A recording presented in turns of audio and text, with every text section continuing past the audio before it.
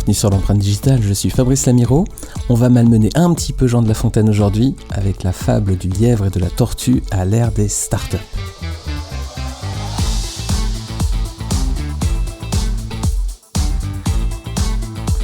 Disruption, voilà un terme qui n'existait pas au XVIIe siècle, l'époque à laquelle vivait Jean de La Fontaine, disruption. Alors on va oser cette transposition, on va transposer cette célèbre fable de La Fontaine à l'ère de l'économie numérique. Et si finalement les amis, c'était le lièvre qui remportait la course ? Alors je précise avant tout que je ne remets pas du tout en cause la morale de ces fables, elles restent toujours d'actualité, sont toujours de parfaits exemples de sagesse, simplement je la contourne dans le but de nourrir notre réflexion à tous. Alors premier point, ne pas confondre vitesse et procrastination. Dans la fable du lièvre et de la tortue, si vous vous rappelez, on a d'un côté un animal qui est une tortue qui est un animal réputé pour être lent et qui propose une course de vitesse à un animal qui est beaucoup plus rapide que lui. Le lièvre accepte la proposition et bien sûr il est certain de remporter la partie, donc il accepte bien volontiers. La tortue se met en route, tandis que le lièvre, qu'est-ce qu'il fait ? Il se repose, il se livre à la paresse, tranquille. Il attend le bon moment pour se mettre en piste parce que de toute façon, il est sûr de gagner. Et puis à un moment, il se rend compte que la tortue va franchir la ligne d'arrivée. Il a pris trop de temps là, donc il bondit, mais trop tard. La tortue a remporté la victoire. Et on connaît tous ensuite la suite et la morale de l'histoire qui est « Rien ne sert de courir, il faut partir à point ». Alors c'est une belle histoire et une belle morale. Si on la remet au goût du jour, cette fable, elle peut nous alerter sur les risques, les amis, de la procrastination. Alors, c'est un mot un peu barbare, parfois difficile à prononcer. Derrière ce mot se cache une autre maxime, une autre morale, c'est ne pas remettre au lendemain ce que l'on peut faire le jour même. Voilà, la procrastination, c'est faire plus tard ce que je pourrais faire maintenant. Alors c'est un phénomène qui s'est vraiment accru durant les dernières décennies, surtout depuis les 40 dernières années. J'ai lu que la procrastination aurait augmenté de 400%. 400% en 40 ans, ça fait une croissance de 10% par an à peu près. En cause, les amis, ne nous le cachons pas, les outils numériques.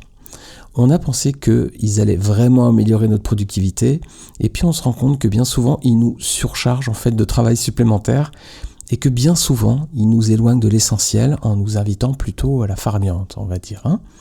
C'est entre guillemets un fléau, la procrastination qui coûterait aujourd'hui plusieurs millions d'euros en productivité aux entreprises chaque année. Et les outils numériques, il faut bien reconnaître qu'ils sont là aussi parfois pour nous détourner l'attention. Plutôt que de travailler et d'ouvrir ce dossier de clients importants, et je vais plutôt aller faire un petit tour sur Instagram 5 minutes, et puis finalement, avec l'autre phénomène qui est la sérendipité, c'est-à-dire on va pour chercher pour un sujet quelconque, et puis finalement de rebond en rebond, on est passé complètement à autre chose. Ça s'appelle la sérendipité. Voilà deux mots savants. Procrastination, sérendipité. Si vous ne les connaissiez pas, je suis ravi, vous aurez au moins appris 2 mots dans ce podcast. Ce verbe procrastiner, il n'existait probablement pas autant de Jean de La Fontaine, mais l'intention elle était déjà bien présente, parce qu'au lieu de se mettre en piste, qu'est-ce qu'il fait notre lièvre ? Il remet à plus tard ce qu'il pourra accomplir maintenant. Résultat, un échec cuisant, lamentable, c'est la tortue qui gagne. Mais les amis, depuis Jean de La Fontaine, notre monde, il a beaucoup changé, c'est plus tout à fait le même. On est dans une société qui vit à l'ère du digital et de la disruption. Alors ce que je vous propose, c'est de revisiter cette fable, de réhabiliter notre ami le lièvre et de donner donc à cette histoire une nouvelle tournure. On va faire, en quelque sorte, l'éloge de l'agilité. On reprend les mêmes personnages, la tortue d'un côté, qui symbolise l'ancienne économie, et puis de l'autre côté, en face, le lièvre qui va symboliser la nouvelle économie et le monde des startups. Alors, la tortue prend le départ, ça y est, elle est partie. Alors, sa course, elle est comment, la tortue ? Elle est lente, elle est progressive. La tortue, c'est un animal qui avance lentement, mais sûrement. Elle construit son succès sur la durée, vu qu'elle prend le temps. Dans l'économie réelle, ce type de business model, c'était celui sur lequel se sont bâties des entreprises puissantes, des entreprises patrimoniales, notamment dans certains secteurs comme l'automobile, l'aéronautique, le secteur bancaire, voilà. C'est des réussites qui sont bien enracinées, c'est des réussites qui ont été acquises sur le long terme. Voilà, c'est comme la tortue, ça prend du temps, ça va lentement, mais sûrement, et donc c'est bien en place. Mais, parce qu'on est dans une histoire, c'était sans compter sur le jeune lièvre. Lui, il est comment le lièvre ? Il est plus rapide, il est plus agile. Alors, le lièvre, là, il va surgir et il va coiffer sur le poteau la tortue et c'est lui qui remporte la victoire. La morale est bouleversée les amis, cette fois vous l'avez compris, c'est bien le lièvre qui a gagné. Quelle leçon donc on peut tirer de cette histoire quand on la revisite ? Eh bien on peut dire que la tortue n'a pas su réagir assez rapidement. Parce que la tortue, elle savait tôt ou tard que le lièvre allait la rattraper, c'est normal, elle connaît son rythme de progression et elle voit la rapidité dont est capable le lièvre. Elle savait donc, la tortue, que tôt ou tard, le lièvre allait la dépasser. C'est quoi son erreur ? C'est de ne pas avoir su anticiper en fait. C'est de ne pas avoir su écouter le présent pour anticiper l'avenir. Et ça, c'est le triste sort qui arrive à certaines entreprises, et je pense notamment à la société Kodak. J'imagine si comme moi vous faites partie de la génération X, vous êtes un quadragénaire peut-être, voire un petit peu plus, ou peut-être un tout petit peu moins, mais vous avez certainement connu la société Kodak. Que faisait Kodak pour les plus jeunes peut-être des auditeurs ? Kodak, c'est une société donc, qui faisait des pellicules photo et du tirage photo. Voilà, c'était avant la photographie numérique, c'est ce qu'on appelait la photographie argentique, c'était la photo avec tirage papier. Alors on partait en vacances, on faisait des mariages, etc. Et on achetait des pellicules photo Kodak et on les imprimait sur des papiers Kodak ou d'autres, des concurrents, mais en tout cas ça faisait partie des leaders. Kodak c'était vraiment une marque universelle. Au firmament de cette entreprise, en 1996, elle a embauché jusqu'à 140 000 employés. Je vous souhaite d'avoir un jour une entreprise avec 140 000 employés, c'est que vous êtes bien installés. Et pourtant les amis, 15 ans plus tard, elle dépose le bilan. Qu'est-ce qui s'est passé entre les deux ? L'arrivée évidemment de la photographie numérique. Et le tort de Kodak, ça a été de ne pas choisir de franchir ce cap. Pourquoi elle n'a pas voulu le faire ? Pourtant Kodak avait déposé des brevets en photo numérique, ça a été l'un des inventeurs de la technologie numérique. Seulement, ils ont fait l'autruche. Ce qui s'est passé, c'est que leur vache à lait, ce qui leur faisait gagner beaucoup de chiffre d'affaires, la boîte tournait avec les pellicules photo et les papiers, tirage papier. Passer au tout numérique, ça voulait dire couper les deux branches sur lesquelles ils étaient assises. La branche pellicule photo, la branche tirage papier. Ils ont fait l'autruche, ils ont dit ça va passer. C'est pas passé parce que le monde, à partir de 97 et l'arrivée du web, est allé très très vite, trop vite pour eux. En 15 ans, ils ont déposé le bilan. Tout ça pour ne pas avoir regardé le présent. Or, dans le monde de l'entreprise, les amis, le manque de lucidité, de pragmatisme, ça peut coûter parfois cher, très cher, et même mener à la ruine, comme c'est le cas avec Kodak. Donc, il faut absolument miser sur le bon lièvre pour faire une transition avec notre histoire de Jean de La Fontaine. Et oui, miser sur le bon lièvre. Mais attention toutefois, il ne faut pas confondre vitesse et précipitation, comme on dit dans le sport. Aller vite, ça ne veut pas dire se précipiter. Agir, ça ne veut pas dire non plus réagir. Voilà, le lièvre, qu'est-ce qu'il a fait ? Il a fait qu'utiliser ses armes, sa jeunesse, sa fougue, son agilité, sa capacité de réactivité. Voilà, jeunesse, fougue, agilité, réactivité. Alors ça, c'est le cas d'une entreprise, par exemple, comme Airbnb. Airbnb, ils sont arrivés en 2008. En 2018, ils avaient réussi à devenir le numéro 1 mondial de l'hébergement. En une décennie, ils ont réussi à disrupter, alors ça aussi, c'est un autre mot qui n'existait pas du tout à l'époque de Jean de La Fontaine, ils ont réussi en 10 ans à disrupter un marché bien établi, celui de l'hôtellerie. On pensait que l'hôtellerie, c'est quelque chose qui était là pour durer. On n'allait pas délocaliser les hôtels, donc dans les régions touristiques, l'hôtellerie, ça fonctionnerait toujours. Mais non, Airbnb, en 10 ans, ils ont réussi à complètement disrupter, transformer un secteur qui était là depuis plus d'un siècle, avec des très beaux établissements, des palaces qui étaient dans des endroits magnifiques, de la petite hôtellerie un peu partout sur le bord des autoroutes, etc., des petits endroits pour aller en vacances. En 10 ans, avec 2000 salariés et juste une application mobile, ils ont réussi à transformer un secteur qu'on pensait pourtant bien établi. Voilà un beau lièvre. Et ils ont réussi à le faire, ils sont devenus leader mondial de l'hébergement sans gérer un seul hôtel ou un seul appartement en propre. Chapeau, bravo à eux. Deuxième exemple, Uber, on pourrait citer Uber aussi. Uber, ils ont complètement transformé le marché du transport de personnes.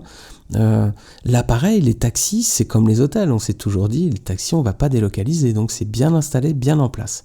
Et pourtant, bien non, ils sont arrivés, juste une application mobile, et ils ont transformé toute l'économie du transport des personnes et des taxis. Alors, pour un bien ou pour un mal, c'est vrai que parfois, ils n'ont pas toujours été formidables, Uber. Mais malgré tout, il faut reconnaître que économiquement, c'est une vraie réussite. Donc c'est comme l'histoire de David face à Goliath, c'est une histoire que vous connaissez certainement. ces nouveaux lièvres-là, ils sont incarnés par des jeunes entrepreneurs qui sont audacieux, qui n'ont aucun complexe et qui n'ont surtout pas peur d'affronter des géants économiques. Pourquoi ? Parce que leur façon d'incarner le leadership, elle est totalement en phase, les amis, avec les changements apportés par ce qu'on appelle la nouvelle économie. Bon, qui n'est plus tellement nouvelle, mais on l'appelle toujours comme ça. Ils ont revu entièrement les fondamentaux des modèles économiques, des business models. Ils ont bousculé tout ça, toutes les logiques de l'équilibre économique avec le soutien des marchés financiers. C'est des entreprises qui ont été capables, comme Amazon, d'avoir été pendant de nombreuses années à perte. Tout ça pour devenir suffisamment gros qu'ils en devenaient incontournables. Et donc, ils ont joué à fond sur l'effet volume. Ça, si vous avez un commerce, si vous avez une petite entreprise, vous ne pouvez pas vous le permettre.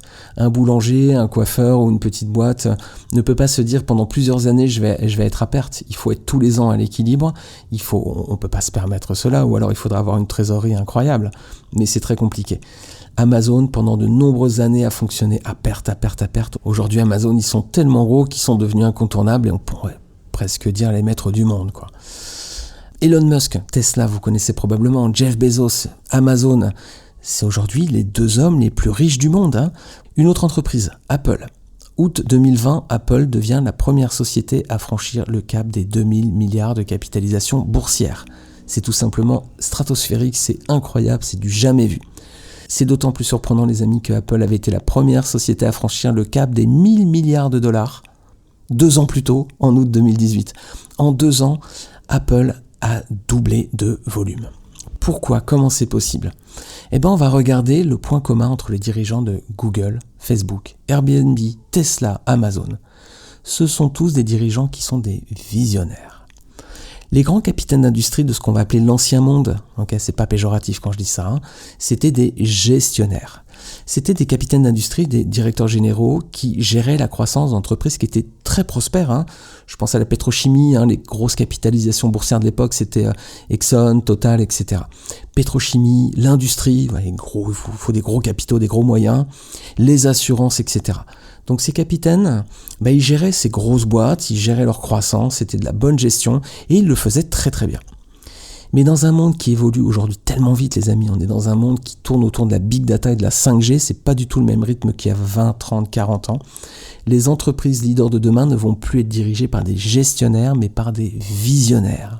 Ce sont des leaders qui voient le coup d'après avant les autres et qui sont en train d'inventer sous nos yeux le monde de demain. Et oui, les amis, Elon Musk avec la Tesla, avec les voitures électriques, est en train d'inventer un nouveau monde. C'est fini le pétrole, on passe sur des batteries électriques.